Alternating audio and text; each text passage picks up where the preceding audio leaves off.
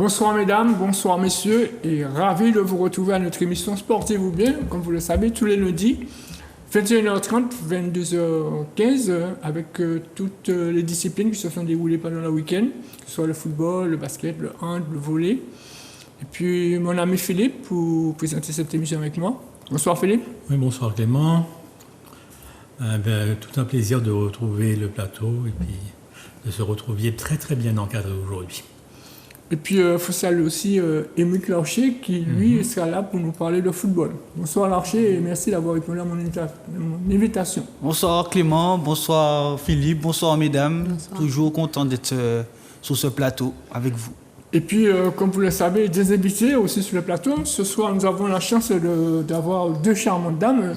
Madame Sabrina Ferdinand, qui est la présidente de l'association Team Active Girls. Bonsoir. Bonsoir messieurs.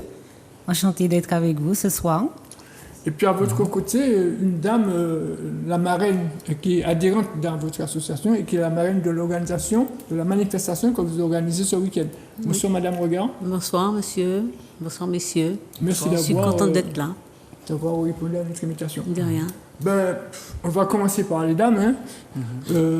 Alors, Madame Ferdinand, vous êtes la présidente de l'association. Quel est le but de cette association, justement? Alors, l'association Team Active Girls, qui existe, on dirait qui est à sa 3e saison, est en fait un club de VTT loisirs réservé aux dames. Donc, nous avons, l'année dernière, nous avions 149 licenciés au sein de notre club, au niveau du vélo. Nous avons d'autres activités en plus du vélo, puisque nous faisons de l'athlétisme, en plus particulièrement du trail. Et puis, nous proposons également des activités, toutes les activités qui intéressent les dames. Ça peut être des ateliers cuisine, des ateliers couture, vraiment tout ce qui les intéresse. Et puis, nous avons également au sein de notre association, au niveau du VTT, donc nous avons... Si vous voulez, on y reviendra, puisque ça fera partie d'une question que je vais vous poser. D'accord, il n'y a pas de souci. Ça fait 10 ans que vous existez, mais c'est sous le nom de Feroz Girls. Et alors, actuellement, c'est Active Girls. Pourquoi? Voilà. Alors, depuis 3 ans, nous étions au sein de l'association Féroce. Donc, nous étions une branche de l'association Féroce, donc c'était les Feroz Girls. Et après 10 ans pratiquement d'activité, nous avons décidé de prendre notre autonomie parce que nous avions une vision différente de ce qui nous était proposé au niveau de Féroce. Et justement par rapport au nom, nous voulions vraiment diversifier nos activités. Il était plus facile pour nous, en tout cas administrativement, de pouvoir gérer nos affaires toutes seules. Alors, ce qu'on a constaté, que en fait, vous vous considérez en fait comme un colibri qui va butiner de fleur en fleur. Vous proposez plusieurs activités aux adhérentes autour de 3 pôles principaux. Quels sont ces 3 pôles? Alors, le pôle principal, donc c'est le VTT. Donc, c'est la source même du club. Alors, au niveau du VTT, nous proposons donc des activités, des entraînements le mercredi après-midi, le samedi après-midi également, et nous organisons des randonnées de VTT tous les dimanches, 2 fois par mois. Donc nous avons des randonnées de VTT. Et sinon, l'originalité, on dira, de notre association est que nous avons une école de vélo réservée aux adultes. Donc tous les samedis après-midi, nous donnons la possibilité, alors j'ai dit adultes, donc ça peut être les hommes comme les femmes, parce que ce ne sont pas tous les messieurs qui savent faire du vélo. Donc nous leur offrons la possibilité de venir à l'espace Casaloulou le samedi après-midi pour apprendre à faire du vélo et une fois qu'ils sont à l'aise, pouvoir partir en randonnée le dimanche matin et le mercredi après-midi avec les autres sections. Donc là, c'est le pôle principal. Nous avons également, donc, comme je vous l'ai dit tout à l'heure, le pôle athlétisme, où nous avions une 30aine de licenciés l'année dernière. Et donc nous travaillons au niveau de l'athlétisme en partenariat avec l'US Robert, puisque nous, au sein de notre club, nous n'avons pas d'encadrant d'entraîneur athlétisme. Donc, étant donné que nous sommes un club du Robert, donc nous avons fait un partenariat avec l'US Robert. Et les entraînements se déroulent le lundi soir et le vendredi soir. Autrement dit, nous proposons à nos adhérentes du sport pratiquement du lundi au dimanche. Donc, c'est à elles de faire leur choix. Et à côté, donc, nous avons, comme je vous l'ai dit aussi, donc, la natation. Alors, la natation, cette année, on n'a pas pu la faire donc, par rapport au Covid. Mais la première année de notre activité, nous avions signé pareil, un partenariat avec Aquaform.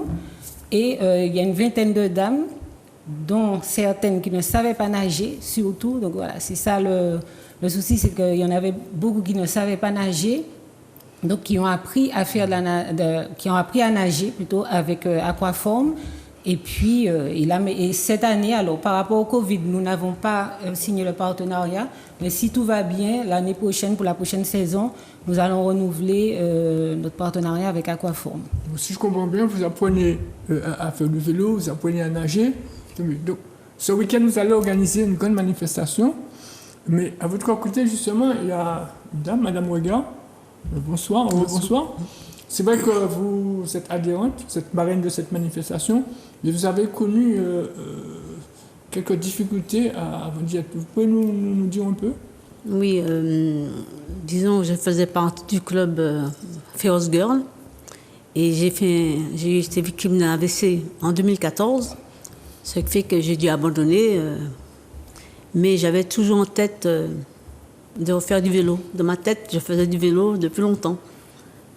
Et puis, en mars, ça s'est réalisé.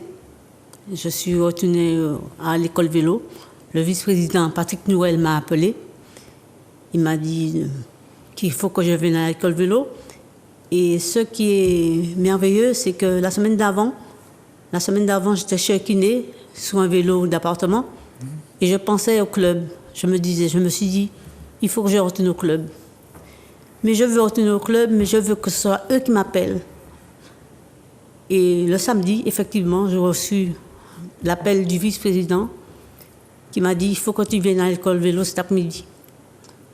J'y suis allée, et là, il me présentait un tandem qu'il a fait, que je serais montée dessus. Ce jour-là, il y avait un vélo par terre. Je regardais les vélos, je me suis dit... C'est à moi. Ouais, exactement.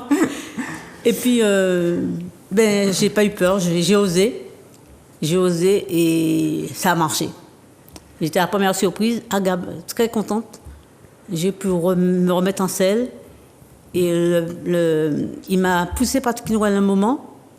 Au bout d'un moment, je me sentais à l'aise sur le vélo, il me poussait toujours. Et je lui ai dit, tu peux me lâcher maintenant? Il m'a dit, ça fait un moment que je t'ai lâché. Je pédalais toute seule, je ne savais même pas. Et j'étais vraiment émerveillée ce jour-là. J'ai vraiment crié merci, merci à la vie, merci à l'univers, merci à Dieu. Chacun se reconnaîtra, hein. J'ai crié merci. Et depuis, je suis à l'école vélo, ça fait 3 mois. J'apprends maintenant à démarrer toute seule. Et vous faites des randonnées ou... Non, je ne me suis pas mise en randonnée parce que j'ai acquis la sagesse avec l'AVC. Parce qu'avant l'AVC, je faisais du sport trop intense, très intensément. J'étais fatiguée, je n'écoutais pas mon corps. Et maintenant, j'ai appris à écouter mon corps, à me donner le temps de... Pour l'instant, j'apprends. Et après le randonnée, mon corps me dira quand il faudra passer en randonnée. Alors, moi, je trouve que cette histoire est tellement belle, tellement extraordinaire. Est-ce que avant cet accident, est-ce que vous faisiez du vélo déjà ou pas encore? Oui, j'étais dans le club Feroz Girl. J'ai fait combien de temps? 5 ou 7 ans, je ne sais plus. Oui, je faisais du vélo. Et de l'athlétisme aussi. Athlétisme aussi, du ballet. Je faisais trop de sport. Je ne me donnais pas du temps pour me reposer. Oui. Donc ça veut dire que suite à cet accident, vous avez été obligé de réapprendre certaines choses. Oui, notamment à marcher parce que j'avais le côté droit complètement paralysé. Hein. Au début, j'étais en fauteuil roulant. Je suis restée en fauteuil roulant peut-être 2-3 mois, je ne me rappelle plus. Après, j'ai eu la canne. Et petit à petit, j'ai appris à marcher. Et un jour, je me souviens, j'étais dans le bus en France. J'avais la canne. Et ce jour-là, qu'est-ce que je dois dire? Laisse la canne dans le bus. il faut abandonner la canne. Et j'ai obéi. J'ai laissé la canne dans le bus, j'allais prendre le train. J'ai laissé la canne dans le bus et je me suis sentie libre. J'ai marché sans canne. Et depuis, je marche sans canne parce que je crois que j'ai la force en moi. Alors, ce week-end, vous serez mise à l'honneur parce que vous êtes la marraine de la manifestation qu'organise Oui. la présidente de cette association. Oui. Qu'est-ce que ça vous fait d'avoir été nommée marraine? Eh ben, je suis émerveillée parce que, comme m'a rappelé Sabrina, c'était quelque chose qu'on avait prévu. J'avais complètement oublié. Ça fait combien? Je laisse Sabrina raconter. En fait, il y a 4 ans ou 5 ans, on lui avait proposé, parce qu'avec l'association Féroce, on organisait une randonnée du même type qui s'appelait la Férocienne. Et je lui avais proposé d'être la marraine d'une des Férociennes il y a 4 ou 5 ans. Et elle avait accepté. Et après, alors c'était l'année de la mort de Camille Alexandre. Elle avait accepté. Et après, Camille Alexandre est décédée quelque temps après. Et je lui ai dit qu'on allait rendre hommage à Camille Alexandre. Et elle m'a dit de laisser la place à Camille Alexandre cette année et qu'elle sera la marraine le jour qu'elle fera du vélo. Et le jour qu'elle m'a envoyé la vidéo sur laquelle j'ai constaté, elle m'a fait la surprise de m'envoyer la vidéo sur laquelle elle pédalait. Donc on a pris rendez-vous et je lui ai simplement demandé est-ce qu'elle se souvient de ce dont on avait parlé. Elle ne se souvenait pas, donc je lui ai remémoré et de là, elle ne pouvait pas dire non puisque c'était... C'est un plaisir pour moi. Voilà. En tout cas, merci Madame Regard d'avoir répondu à notre invitation, d'être là. Et puis félicitations pour votre courage, votre dévouement pour cette discipline que je pense que vous aimez beaucoup. Ah ouais, j'aime beaucoup le vélo. Depuis toute petite, j'aime beaucoup le vélo. On va passer au volley. On revient avec vous, hein, Madame Ferdinand. On va passer au volley puisque c'était la finale de la Coupe de la Martinique entre chez les filles l'Espoir de Sainte-Luce et le Rayon de Petitance et chez les garçons le Rayon de Petitance contre le groupe. Une finale qui s'est jouée, 2 finales qui se sont jouées au hall des sports du stade du Lachelle. Je pense qu'on va voir les images. Chez les filles, c'est le Rayon de Petitance qui s'est imposé 3-7-2. Et chez les garçons, le Rayon également s'est imposé 3-7-0 face au groupe.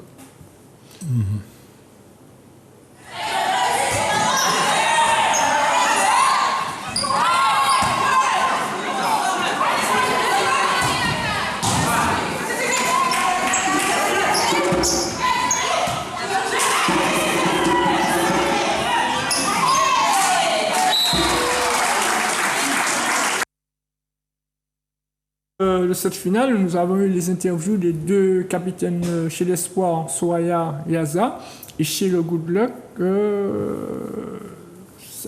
chez le Rayon, excusez-moi, Béatrice Cyrilla. Voilà.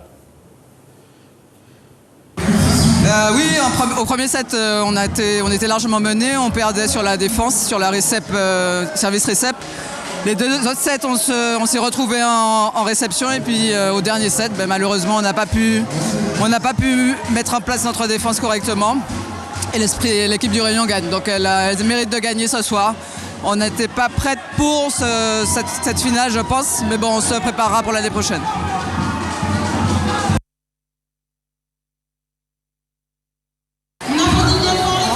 Alors, on a gagné le premier set. Après, on s'est laissé endormir par le jeu de l'Espoir. Elles nous ont mené 2-7-1. Et au 4e set, on a su réagir. On était plus combatifs, plus solidaires. On a été plus agressifs au service. Et on a pu dérouler notre jeu à la fin. Merci, madame.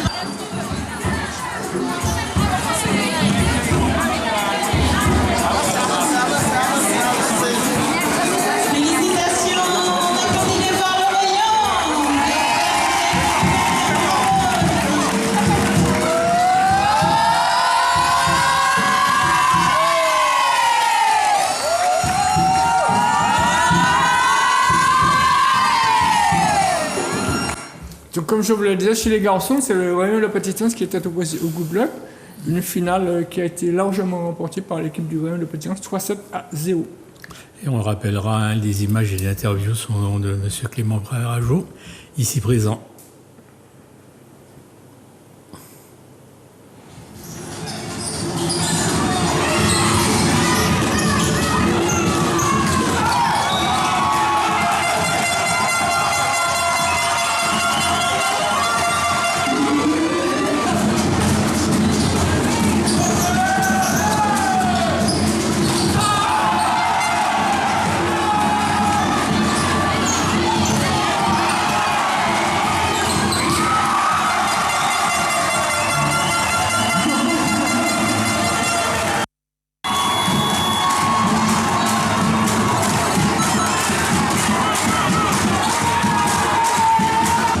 Christine Loris, passeur au Good Luck.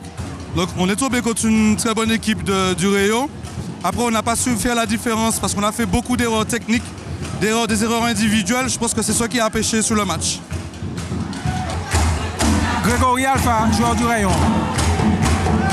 Alors un match très disputé. Je crois que l'entame du match était très importante. On a voulu ne pas reproduire les erreurs de jeudi dernier. Et je crois que ce soir, le collectif a été beaucoup plus présent. On a fait les efforts qu'il fallait pour leurs coéquipiers. Et puis au final, la victoire, c'est ça le plus important.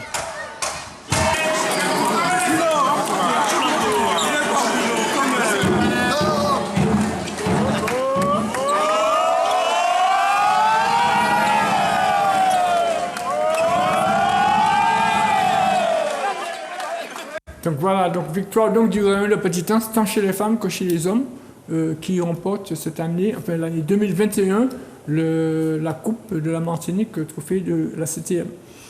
Entre-temps, un nouvel invité est venu sur notre plateau. Bonsoir Philippe, Ahmed. Merci d'avoir répondu à notre invitation. Merci à vous, surtout de m'avoir invité. Bonsoir aux téléspectateurs. Alors, Philippe Ahmed, vous venez d'obtenir le prestigieux certificat de futsal performance, le plus haut niveau de diplôme futsal délivré en France. Félicitations. Merci, merci. Mais qu'est-ce que c'est exactement et quel est le parcours pour obtenir ce diplôme?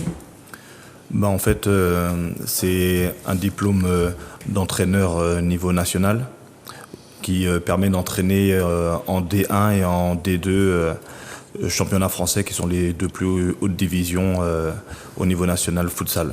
Mais on sait qu'ici, on n'a pas de niveau national. Ça m'ouvrira peut-être les portes pour une potentielle sélection en Martinique ou ailleurs.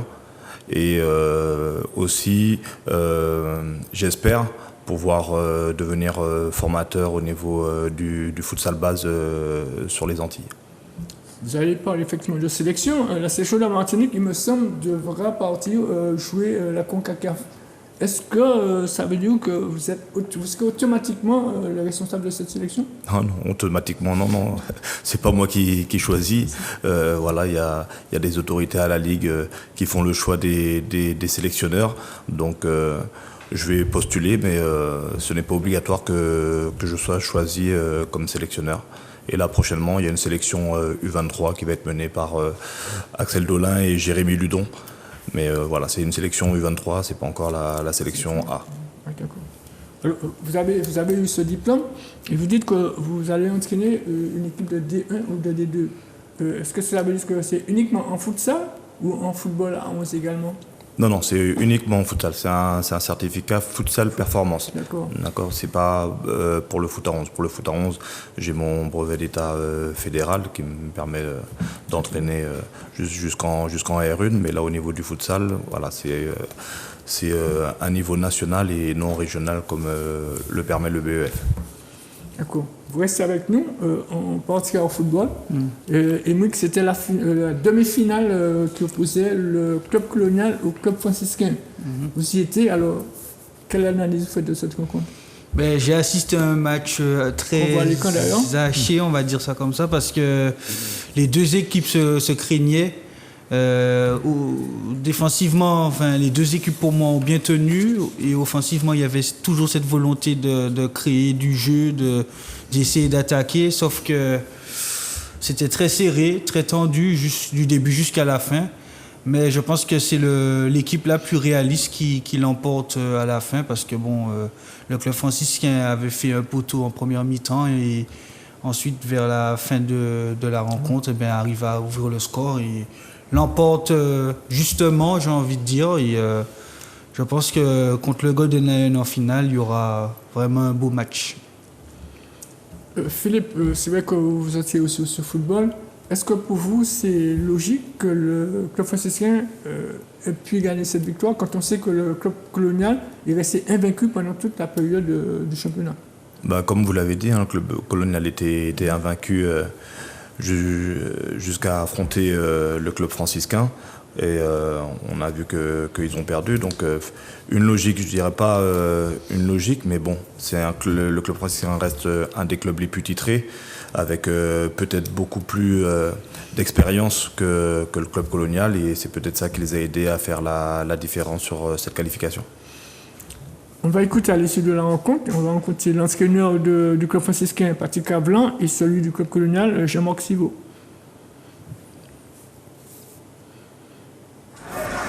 L'efficacité et puis un brin de folie, je crois.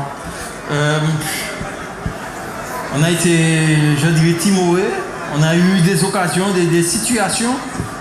Mais je crois que ce soir, bon, ça ne voulait pas rentrer. Et puis en face, il y avait une très bonne équipe du club franciscain. Je crois qu'il mérite sa victoire. Oui, une rencontre contre le club colonial, une équipe qui n'a pas perdu de l'année. On savait que le match était compliqué, mais on l'a préparé comme il se valait. On savait qu'il fallait aller chercher plus que cet adversaire-là, faire plus de courses à haute intensité, être mieux en place tactiquement et sur les seules brèches que nous nous sommes créés, essayer de scorer. Donc aujourd'hui, on est content du résultat.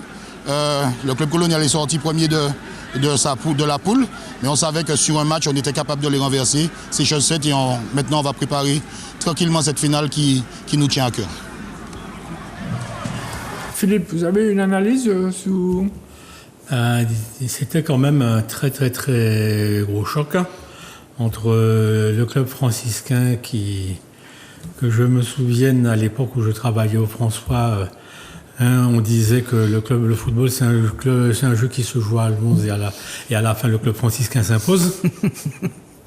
Et le club colonial quand même qui avait porté très haut les couleurs du foot martiniquais sur une très très très longue période. Donc la période de nos parents, voire de nos grands-parents, jusqu'à la période actuelle. Donc, oui, ben en fait, ce que je voulais ajouter, c'est que c'est quand même triste pour le club colonial, puisque l'objectif d'un championnat, c'est de pouvoir récompenser l'équipe la plus constante sur une saison. Et là, en fait, le club colonial, ils ont enchaîné 18 matchs sans défaite. Et quand ils arrivent au stade où il ne faut pas perdre, ben, ils arrivent à perdre. Et là, c'est quand même frustrant pour les joueurs, l'entraîneur, le staff, puisque, comme je l'ai dit, c'était pour moi l'équipe la plus constante sur la saison. Et sur un match, patatras, tout est réduit en miettes. Ouais, mais bon, ils ont été constants sur toute la saison, mais sur une poule. Voilà, il y a deux poules, ils n'ont pas rencontré toutes les équipes. C'est pas sûr qu'en ayant rencontré toutes les équipes, ils aient pu faire que des matchs en restant invaincus. Donc voilà, la constante, elle n'est pas vraiment effective sur ce type de championnat. Ouais, ça se récupère sur l'Aiglon du Lamentin qui avait fait pas trop bonne saison et puis qui se retrouve dans le carré final. Presque en finale en plus. Oui, ils sont arrivés au stade des demi-finales. Au tir au but en plus. Ça prouve que voilà, c'est une autre compétition, c'est si major. Donc tant mieux pour eux. Après, voilà, ça prouve que même s'il y a des défaites lors des championnats, l'objectif c'est d'être prêt à la fin, parce que c'est la fin qui importe. Alors moi, ce que j'ai envie d'interpeller donc à vous tous, à la lumière de ce que vous venez de dire, est-ce à dire qu'à la base, les deux poules n'étaient pas forcément équilibrées, ou bien simplement qu'à partir du championnat des 6 Mapipi, c'est une autre compétition qui commente? Oui, c'est une autre compétition, puisque voilà, c'est des éliminations directes. Peut-être qu'il aurait été préférable qu'il y ait une autre forme de championnat, mais bon, avec les délais, avec la crise sanitaire, la Ligue a fait ce choix-là, et je pense que c'était le choix le plus adéquat pour avoir une saison complète. Oui, mais c'est ça, c'est tout à fait vrai.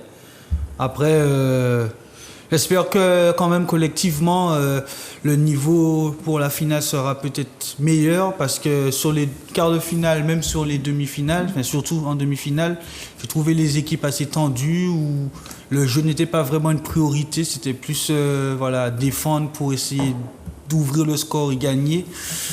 Donc là, je croise les doigts, en finale, j'espère qu'il y aura un petit peu plus de création. Voilà. Dites-moi, Madame Ferdinand, ça vous arrive aussi d'aller voir les matchs de football? Oui, ça m'arrive. Voilà. Je trouve le temps. C'est vrai que la gestion de l'association demande beaucoup de temps. Mais je trouve quand même le temps, de temps en temps, d'aller voir les matchs de la sélection. Donc ceux qui se jouent en nocturne, parce qu'en journée, quand on n'est pas au travail, on est le plus souvent sur notre vélo. Mais ça m'arrive effectivement d'aller voir, ou de suivre en tout cas... Vous supportez quel club? L'US Robert. Alors, je suis pour l'US Robert et le J-Monroe. Ah, c'est d'accord, oui. Parce que je suis Robertine, donc... non, mais je suis... En tout cas, je supporte le football martiniquais avant de supporter les clubs d'ailleurs. C'est bien. Je reviens justement avec vous. C'est vrai qu'on a connu cette crise sanitaire. Est-ce que vous aussi, vous avez perdu des licenciés? Vous avez... Oui, alors on a effectivement perdu une vingtaine de licenciés, mais on en a récupéré une trentaine, voilà, sinon plus.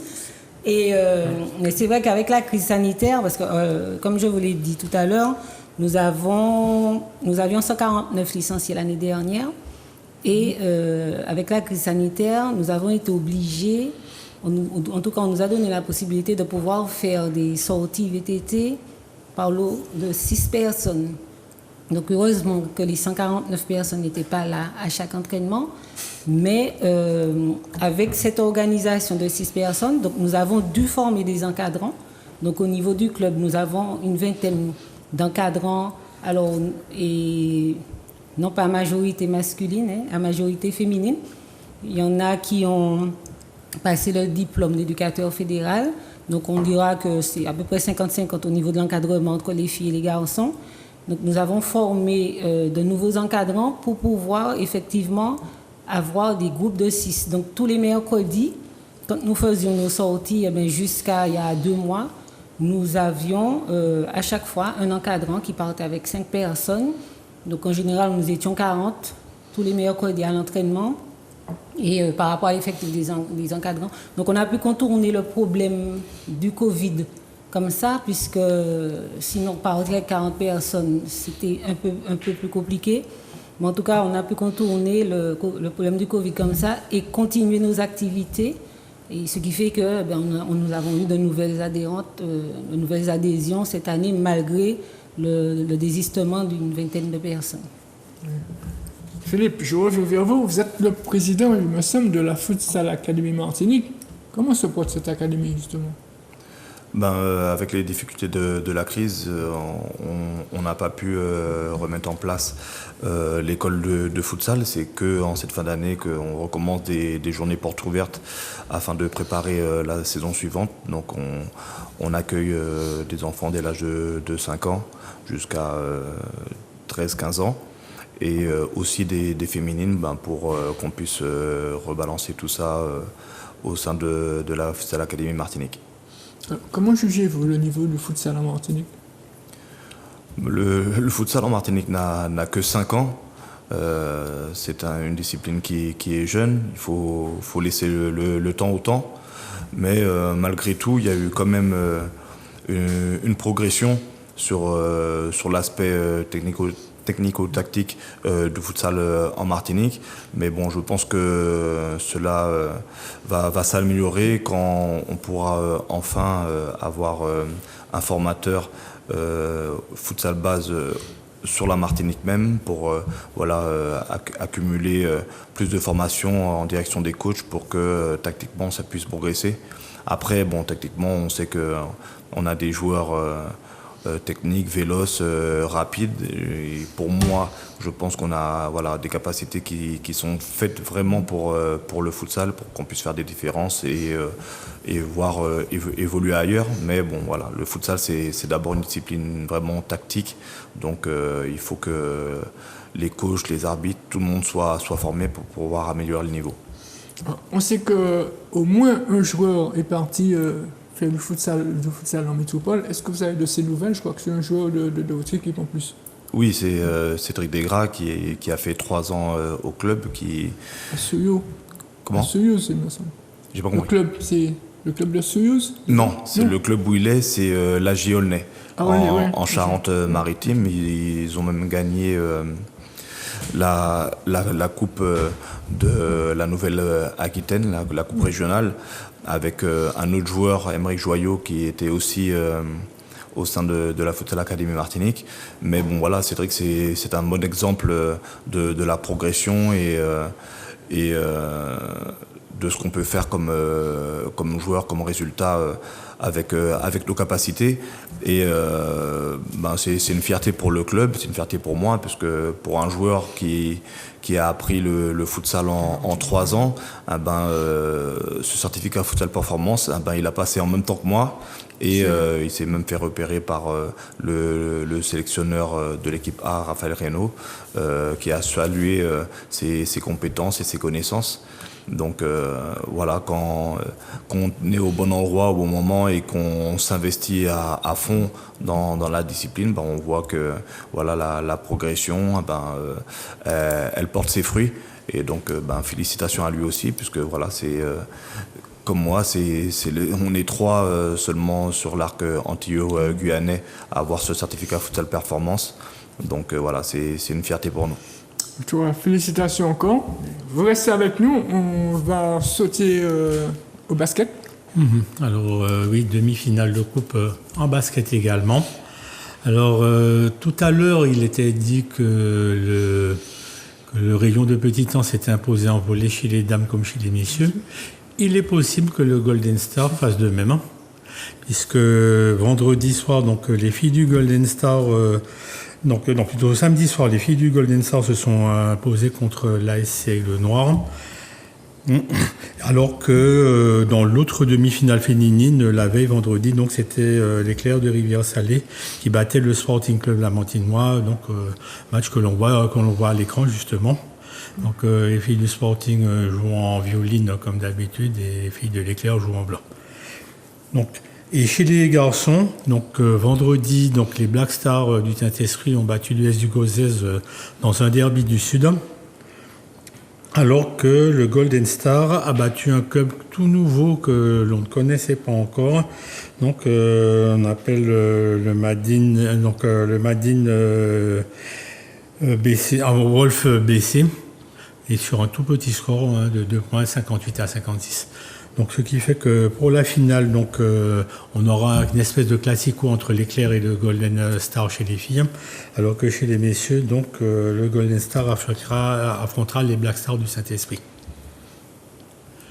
Là, les Black Stars là, qui évoluent à l'écran en noir, là. Alors que l'US du Gauzès évolue en orange. Voilà, merci beaucoup Philippe. Alors Madame Ferdinand, on revient vers vous. Comment va se dérouler cette manifestation, le lieu, le parcours, le nombre de participants? Alors, donc déjà, il s'agit de la rando Femmes Actives. Donc, c'est une randonnée de VTT exclusivement réservée aux dames. Donc, Monsieur, c'est pas fait pour vous, hein? Alors, nous aurons quand même des hommes sur le parcours, mais qui seront chargés de la sécurité, de l'encadrement, et puis éventuellement d'aider en cas de petits problèmes techniques. Mais bon, ça, on apprend à faire. Hein, donc, théoriquement... Vous n'avez pas besoin de monsieur. Ah non. De toute façon, ils seront quand même les bienvenus. Ça ira plus vite, certainement. Et donc, le rendez-vous est à 6h30 sur le front de mer du Robert, à la place des Cités-Unies, précisément. Donc, nous invitons les dames donc, à venir à partir de 6h30. Alors, elles doivent faire leur inscription jusqu'au vendredi 24 juin.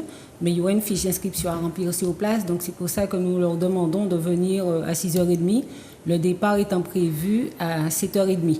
Donc, nous partirons pour 2 parcours. Donc, un de 12 km pour les débutantes, alors dans les quartiers proches du bourg du Robert, et un de 24 km qui va toucher l'estrade pour redescendre au niveau du Galion et revenir par les hauteurs de vers Pré-Café. Donc là, c'est pour vraiment les plus aguerris, celles qui ont un niveau confirmé. Donc, et pendant la randonnée, il y aura également un village santé sport à la place des Cités-Unies avec Martinique AVC France, puisque Nicole Regard étant la marraine de la manifestation, l'association Martinique AVC France profitera pour sensibiliser Monsieur Tout-le-Monde à la reprise du sport, justement, après un AVC. Puis nous aurons d'autres stands de massage, de produits destinés au sport.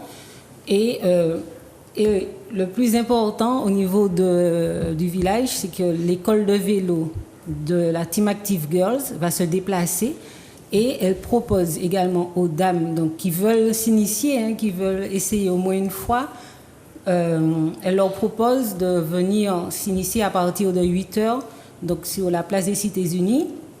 Et l'école de vélo sera aidée cette fois-là par les encadrants du club d'Hervé Arcade HA Bike Events. Donc, ils viendront nous donner un coup de main au niveau de l'école de vélo. Donc, le départ, comme je l'ai dit, est prévu à 7h30. On espère retourner pour le 12 km à partir de 10h. Et le 24 km, le retour est prévu entre 11h et 11h30. Alors, sur la première édition, nous avions 154 participants. Nous espérons en avoir autant cette année, sinon plus. Aujourd'hui, lundi, nous avons déjà 120 dames qui se sont inscrites. Donc, je pense que d'ici là, on aura le nombre espéré. Et sinon, donc, il faut effectivement qu'elles s'inscrivent par SMS. Je donne le numéro de portable du club. Pas de souci. Donc, c'est au 06 96 38 85 62. Donc, elles envoient un SMS dans lequel elles précisent leur nom, prénom et surtout le parcours qu'elles ont choisi. Alors, nous avons prévu des surprises. Bon, je n'en dirai pas plus. Il faudra qu'elles viennent dimanche. Alors, même si, comme j'ai dit, elles ne savent pas faire du vélo, mais ça serait bien qu'elles viennent faire l'initiation. Et puis, si ça leur dit, à la rentrée prochaine, on les accueille avec grand plaisir pour de super randonnées de VTT en Martinique. Et puis, on espère au-delà de la Martinique, puisque le Covid nous a empêchés de voyager, mais on espère pouvoir sortir de la Martinique avec nos vélos l'année prochaine. En tout cas, vous aurez une nouvelle participante, elle s'appelle Manuela. Eh bien, on attend Manuela avec impatience, il n'y a pas de souci. Sinon,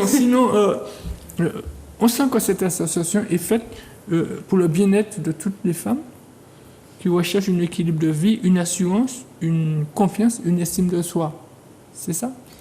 Oui, effectivement. Comme je l'ai dit tout à l'heure, nous avons une moyenne d'âge de 47 ans. Et vous avez dit que c'est jeune? Oui. Non, mais je confirme. Et par contre, alors c'est un âge où c'est la société qui veut ça, où souvent les dames sont dans une deuxième vie. Alors, deuxième vie, parce qu'elles ont des enfants qui ont grandi et qu'elles ont du temps pour elles, ou qu'elles ont des situations familiales qui ont changé, qu'elles se retrouvent toutes seules et qu'elles ont du temps pour elles. Donc, partons de ce principe, nous sommes ouvertes à tout ce qui peut les intéresser. Nous avons fait des ateliers de kizomba, de salsa, comme je vous le dis, des ateliers d'art floral, des ateliers de cuisine, et tout ça à côté du sport. Et on répond à la demande. C'est vrai, elle propose et on se donne les moyens de pouvoir faire en sorte que la majorité des femmes, en tout cas toutes celles qui sont intéressées par l'activité, participent. Et à chaque fois, effectivement, on a une cinquantaine d'adhérentes comme ça qui participent à chaque activité que nous proposons. Et puis, nous sommes, en tout cas personnellement, je suis très curieuse au niveau du sport et j'aime toucher à tout.